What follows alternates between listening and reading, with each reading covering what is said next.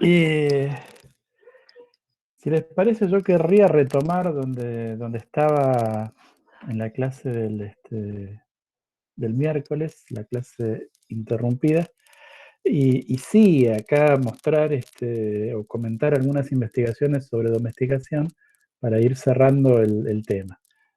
Mañana les informaríamos respecto a la adhesión al paro.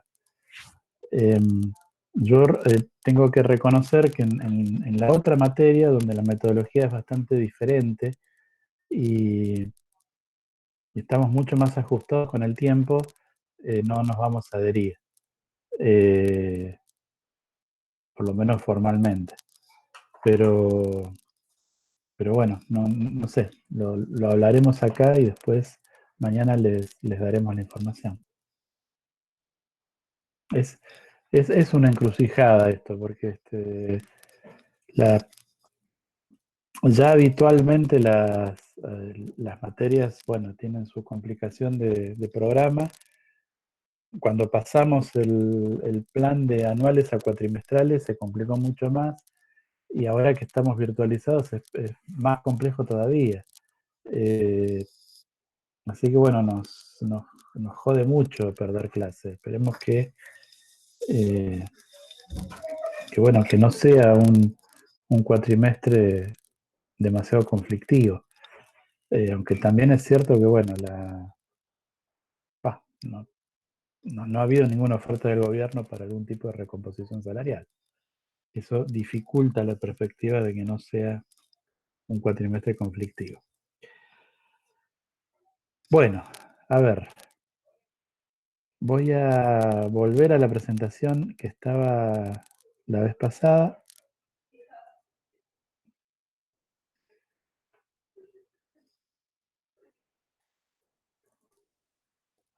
No voy a hacer el comentario que hice el otro día. Eh, a ver.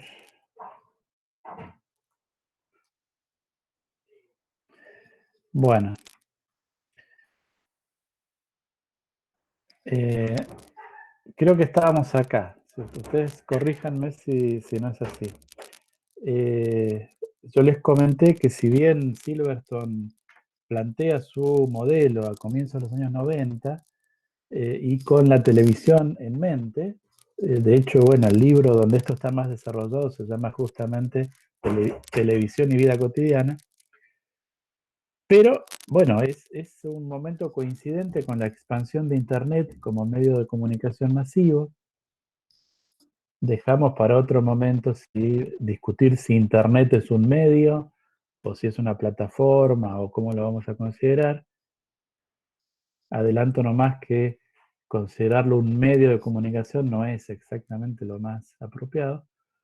Pero bueno, es el momento, comienza los años 90, en el cual despega Internet como consumo. Y entonces la mayoría de las investigaciones han sido investigaciones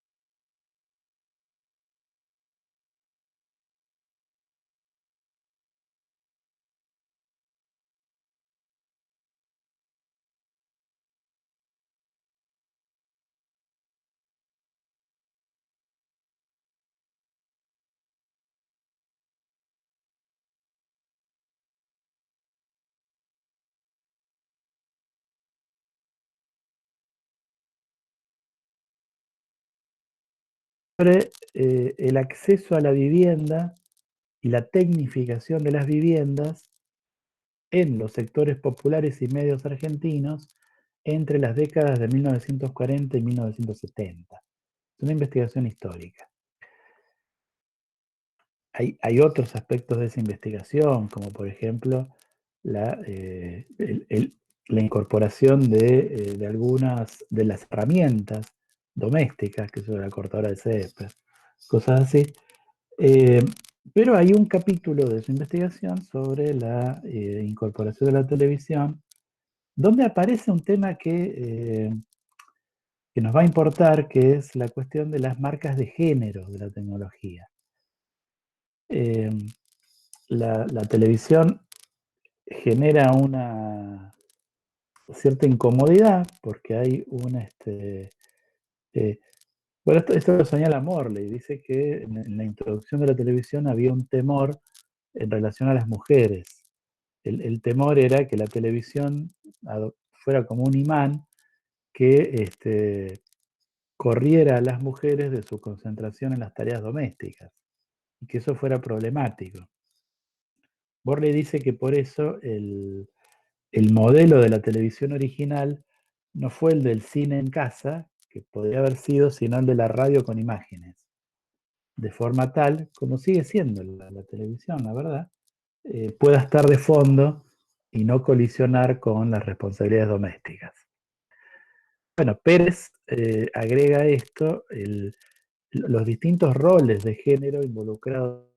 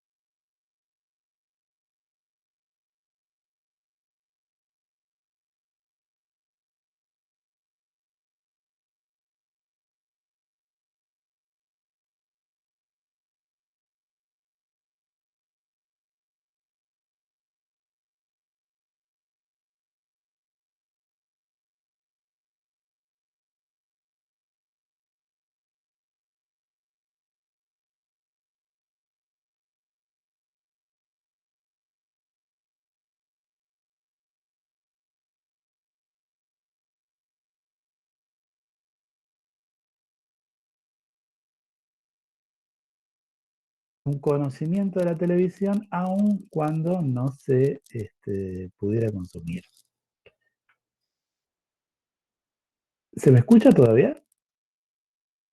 Sí, Luis. Bien, gracias, Nico. Bueno, vamos a... hay un conjunto mucho más desarrollado de investigaciones sobre domesticación que analizan el tema de las computadoras y de Internet. Hay acá una cosa interesante porque ya en el momento de arranque del modelo de domesticación, un investigador que se llama Leslie Haddon, un investigador importante de la corriente, señalaba que el foco que ponían Silverstone y Morley en la televisión podía ser erróneo en cuanto a que él decía que la televisión no era el medio normal, sino que era un medio excepcional. Y eso tenía que ver con que, entre otras cosas, era un medio de comunicación que se consumía casi exclusivamente o casi exclusivamente en el ámbito familiar, y que además no se utilizaba para otra cosa que no fuera el entretenimiento, cuando hay otras tecnologías donde la cosa se cruza más con el ámbito laboral. Por supuesto, las computadoras. Hay muchas cosas analizadas acá, yo mencioné algunas como eh, los usos y las apropiaciones de los sectores de tercera edad, pero acá me voy a detener solamente en estas dos cosas. Una es la cuestión de la- las tecnologías como cosas generizadas, es decir, marcadas por las distinciones de género. Es un aspecto importante de las investigaciones de domesticación, ver cómo varones y mujeres se acercan de manera diferente al mismo dispositivo tecnológico. Cómo se supone que los varones, por lo menos en un modelo patriarcal, tienen más competencias técnicas, eh, hay una mayor afinidad con el tema del tradicionalmente, eso sin duda está cambiando en los últimos años, pero con los juegos de computadora, con cosas como la programación, eso no ha cambiado tanto. El porcentaje de estudiantes varones de carreras de sistemas es muchísimo más alto que mujeres. Incluso la Fundación Sadowski, que es una fundación que trabaja en el registro de la difusión de la ciencia y de la cultura científica, ha planteado su preocupación y ha desarrollado campañas para que haya más mujeres en las carreras de programación, analistas de sistemas, ingenierías en telecomunicaciones y cosas así. Entonces, el uso de las tecnologías, el tipo de tecnología, qué cosas hace uno con las tecnologías, está marcado por el género. Y por lo tanto es distinto también el tipo de legitimidad para su uso. Hay una investigadora, ahora no recuerdo el apellido, Richardson creo, que, bueno, que hace una investigación a partir de amas de casa que utilizan la computadora para el trabajo, para el estudio, y cómo permanentemente tienen que disputar ese rol con los hijos que quieren jugar, o que quieren que se dedique a otras cosas, por ejemplo, a hacer la merienda, y con los maridos que se sienten como propietarios del aparato. Entonces el género es un vector importante para analizar estas cosas. Y después hay un ámbito particularmente interesante que es el de los teletrabajadores. Ahora con la pandemia esto se recontra expandió, la cuestión del home office.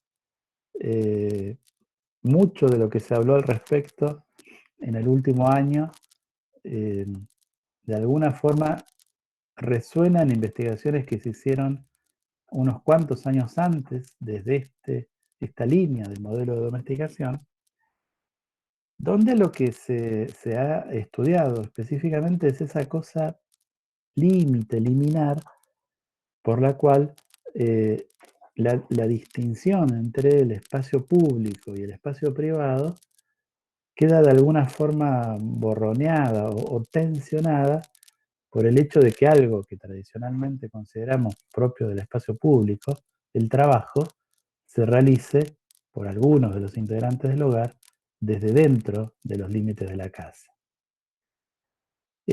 Así que bueno, ese es un lugar muy interesante para pensar la distancia entre lo público y lo privado y la manera en que las tecnologías aparecen semantizadas en esa relación. Las estrategias que realizan las personas para no ver del todo invadida su vida cotidiana y familiar a partir de la necesidad de trabajar en casa. Y esas estrategias son estrategias que tienen que ver, por ejemplo, con la delimitación del espacio. Es un espacio de la casa el lugar donde se trabaja. La delimitación del tiempo, de la franja horaria, es en esta franja horaria, después de este horario no. E incluso la definición de distintos aparatos como aparatos para el ocio o aparatos para el trabajo. Por supuesto, la condición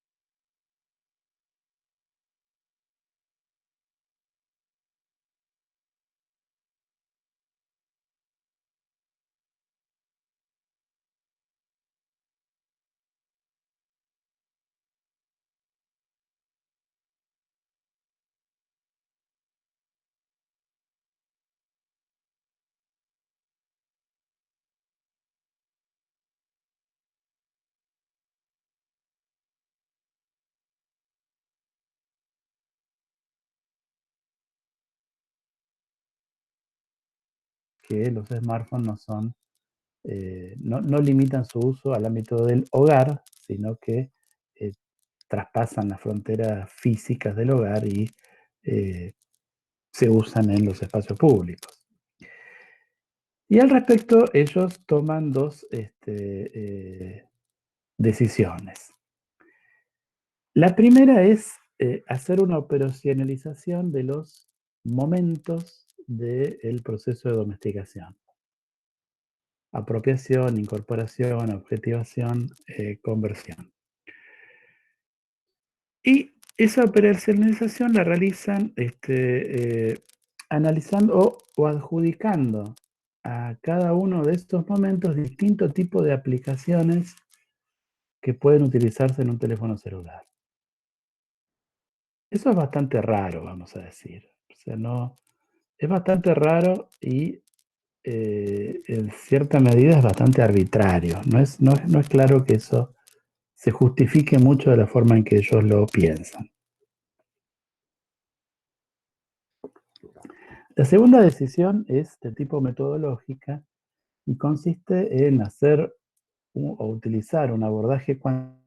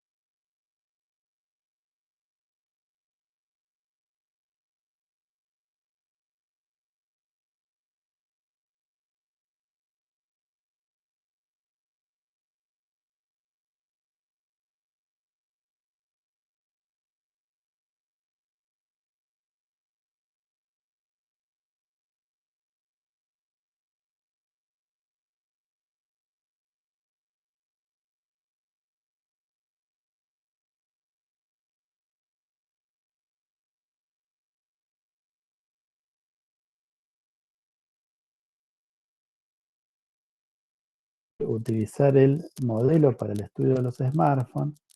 Está la cuestión de discutir la aplicación y especialmente lo que sucede con el momento de la objetivación. Creo que antes lo dije mal, que es esa ubicación en el espacio. Pero bueno, las decisiones terminan pareciendo bastante arbitrarias en esta investigación. De hecho, una cosa que pierden en el camino de cómo van haciendo la selección de las personas que finalmente deciden aceptar que se instale allí en sus teléfonos esta aplicación, es una consecuencia que se va perdiendo representatividad de la muestra. Entonces las afirmaciones que realizan, como decir Bueno, la mayoría de los usuarios de smartphones son varones, son dudosas, porque uno podría pensar que la mayoría de los varones son los que decidieron instalar la aplicación, o que las mujeres tienen más cuidado con su privacidad. Y por lo tanto, no se llega a entender por qué dicen bastante de lo que dicen.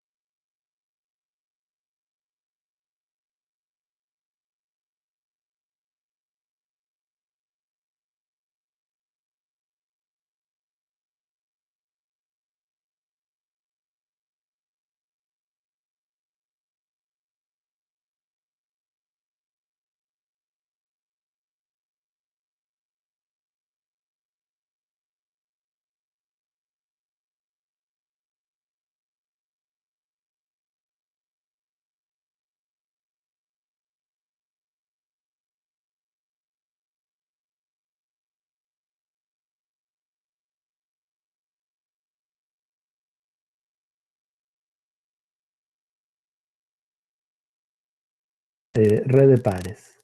Y, y el objetivo fundamentalmente es un objetivo social. En el caso de las personas adultas con hijos a cargo, el WhatsApp aparece relacionado más que nada con el ámbito laboral y con el ámbito de la coordinación de la vida cotidiana. O sea, de las actividades de la vida cotidiana y cómo coordinarla. Bueno, quién pasa a buscar los pibes por la escuela, quién se va a ocupar de la cena, etcétera, etcétera. Y en el caso de los adultos mayores, WhatsApp es utilizado como una forma de volver a conectar con las generaciones más jóvenes. Entonces el uso es un uso fundamentalmente familiar. O sea, fíjense cómo la misma tecnología es apropiada, es domesticada de manera diferente de acuerdo a la situación vital que es diferente en un caso y en otro. Bueno, como es esperable, en la operacionalización del modelo, el problema surge con la etapa de objetivación, es decir, con la incorporación del aparato en el espacio físico. Dicen estos investigadores. Hablando en términos generales, la objetivación refiere a la espacialidad del uso. Pero, ¿dónde es el dónde de WhatsApp? Esta es una buena pregunta. ¿Dónde es el dónde de WhatsApp? Acá ellos rechazan una respuesta simple que sería localizar el uso de WhatsApp en espacios físicos obvios, ¿no? Se utiliza en el trabajo, se utiliza en la escuela, se utiliza en la casa, se utiliza en el dormitorio, se utiliza en la vereda. Más que eso, lo que ellos consideran es que la aplicación es un espacio en sí mismo. Y entonces consideran como metáforas espaciales que las personas, los entrevistados, indican en relación a la aplicación. Por ejemplo, para una entrevistada, WhatsApp es como una casa de té, donde se reúne con las amigas a conversar. Para otra persona será el lugar de reunión del trabajo, donde acuerda tareas con las otras personas. O será otro tipo de cosas. Es decir, WhatsApp en sí tendría metáforas espaciales contenidas en sí misma. ¿Vamos bien? Sí, profe. Sí, si tienen preguntas, dudas, si quieren agregar cosas, por favor, háganlo. Bueno, tercera investigación. Esta es bien reciente y bien interesante. Es una investigación publicada en 2020. Estos son dos investigadores. ¿Quién sabe cómo se pronuncia? Jing Wang y Weishan Miao, dos investigadores chinos. Y lo que analizan es la redomesticación de WeChat Moments. ¿Qué es esto? Bueno, por razones en gran parte políticas, hay una serie de aplicaciones y servicios de Internet y de celulares que se usan en todos lados menos en China. O sea que el gobierno chino ha desaconsejado, desalentado y en algún caso prohibido. Como China es un mercado de más de 1.000 millones de personas, tienen la posibilidad que no tiene ningún otro país de sustituir aplicaciones muy usadas por sus propias aplicaciones. Así que ellos no usan WhatsApp y tampoco usan mucho Facebook, y en cambio lo que usan mucho es WeChat. WeChat es una aplicación omnipresente, tiene más de 1.000 millones de usuarios. Es una de las 4 o 5 aplicaciones que tiene más de 1.000 millones de usuarios. Y, eh, y es una especie de WhatsApp enriquecido. O sea, tiene estados, pero los estados son un poco más complejos que los de WhatsApp porque permiten publicar, bueno, videos, fotos, textos, pero además recibir me gusta y comentario de los demás usuarios del círculo. Esa partecita de WeChat de los estados es lo que se llama Moments. WeChat además es un servicio de mensajería y también es un servicio de billetera electrónica y unas cuantas cosas más. Así que es una aplicación compleja, tiene varios aspectos y estos investigadores se centran solamente en una parte de esa aplicación que es Moments. Entonces fíjense cómo la cosa es cada vez más focalizada. La primera investigación era ya no sobre los celulares, sino sobre los smartphones.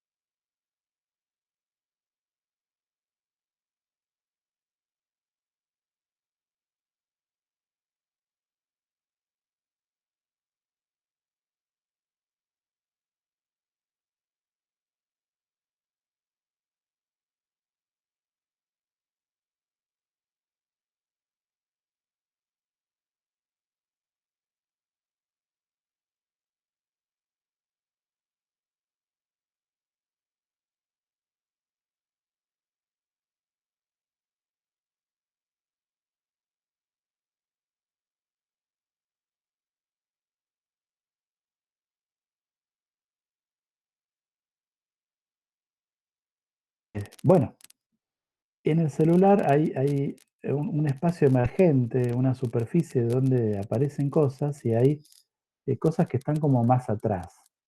Entonces los usuarios lo que hacen como estrategia para manejar esa cosa que es una tentación fuerte de estar perdiendo mucho tiempo ahí, es esconderlo. No meterlo en la página de inicio, en la página frontal, sino meterlo más atrás, meterlo adentro de una carpeta. Y de esa forma es como que hay una ubicación en un espacio que ya no es el espacio de la casa, no es el living o el dormitorio, sino es el mismo espacio de la interfaz del celular. Eso me parece muy interesante como idea, o sea, analizar la misma espacialidad que tienen las interfaces de los celulares y también de las computadoras. Ahí hay un aporte que me parece que es bastante interesante. Profe, Sí, esto de redomesticar, digamos, en este caso la aplicación, también podría ser pensado para, o sea, tecnologías que vamos aprendiendo a usar, como por ejemplo, no sé si mi abuelo al principio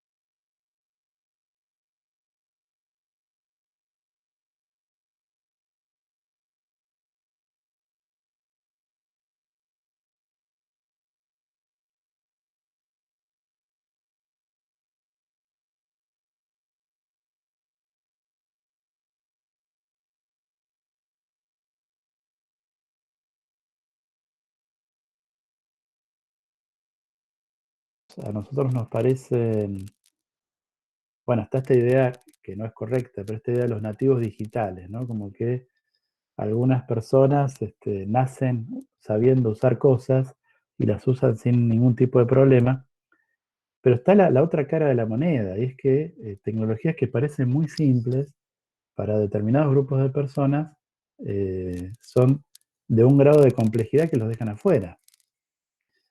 Eh, Vos me decías de tu abuelo, Susana, que sí, sí. eh, bueno, mi papá nunca llegó a utilizar un teléfono celular táctil. Y de hecho, le costaba mucho un teléfono. Era demasiado complejo un teléfono de los viejos, tipo Nokia 1100, cosa que a uno le parecería una reverenda pavada. Entonces es otro costado, ¿no? Pensar cómo determinado tipo de tecnologías también dejan gente afuera.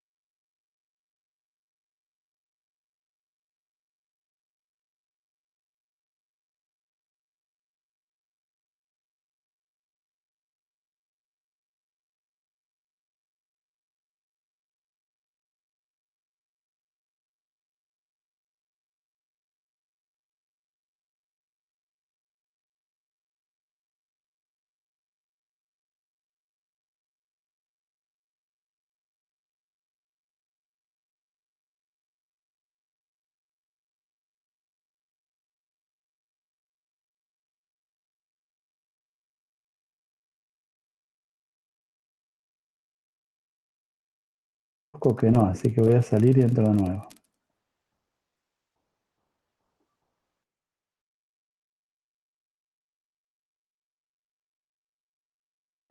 ¿A alguien más le pasa lo mismo que a Luis? ¿O es problema de él?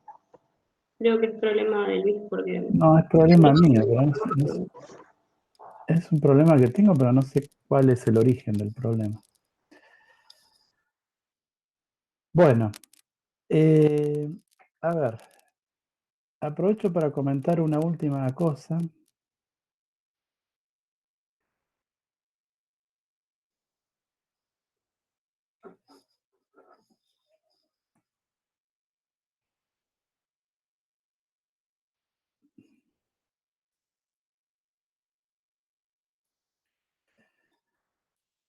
Y es, a ver, una cosa que le ha interesado especialmente a las investigaciones sobre el modelo de domesticación es enfrentarse a una mirada determinista acerca de las tecnologías que plantee que las tecnologías ya vienen con programas predefinidos que solamente las personas pueden actuar. O sea, que las tecnologías impactan en las personas, ¿sí? Transforman la cultura y la personalidad y patatín patatero. Siempre el acento está puesto en cómo necesariamente las personas tienen que adaptar las tecnologías y transformarlas, si no físicamente, aunque a veces también físicamente, por lo menos simbólicamente para que puedan convivir con ellos y ser usadas. Y en ese sentido, un interés o algunas investigaciones se han centrado en lo que podríamos llamar domesticaciones fracasadas, es decir, cuando pese a determinados intentos, intereses, proyectos, algunas tecnologías terminan no siendo usadas.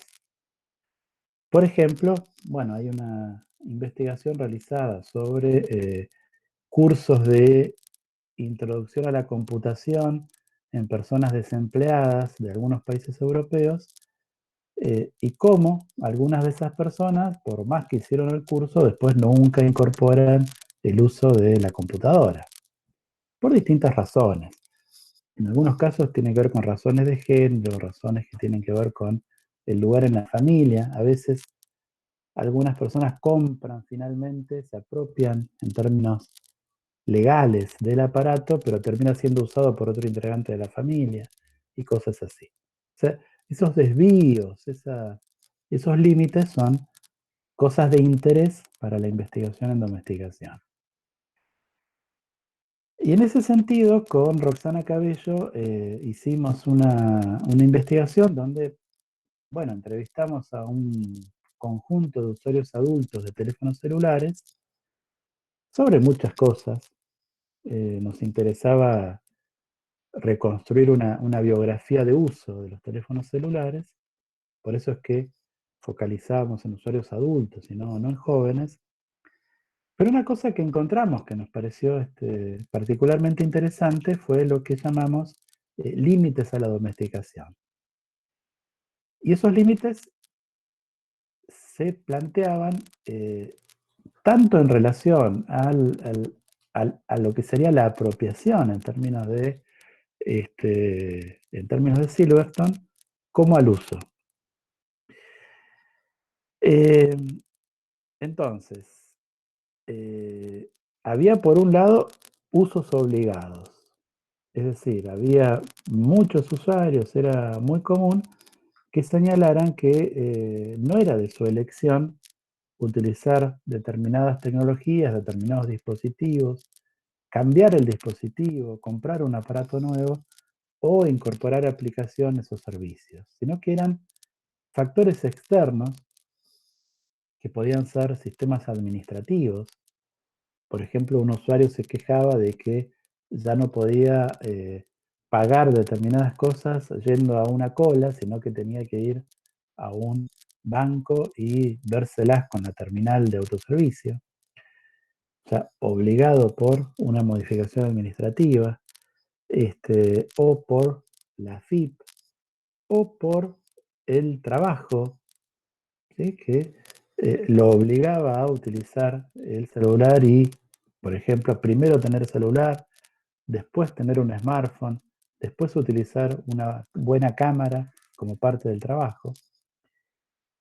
Y también las presiones familiares. O sea, un usuario mayor que decía, bueno, tuve que cambiar el aparato porque me quedé afuera de la conversación de mi familia. Y por lo tanto, bueno, me tuve que comprar un smartphone en ese momento. Bueno, entonces la percepción de que algunos usos no son de libre elección, sino que son obligados.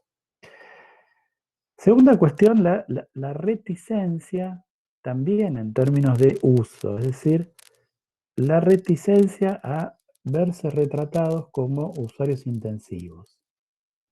Estos usuarios entrevistados era muy común que criticaran a los más jóvenes por estar demasiado tiempo invirtiendo en el celular, o sea, usándolo mucho y compulsivamente. Bueno, había distintos ejemplos, pero esto era común. O sea, la idea de que ellos no usaban mucho el celular, no le dedicaban mucho tiempo, no era algo importante para ellos, o no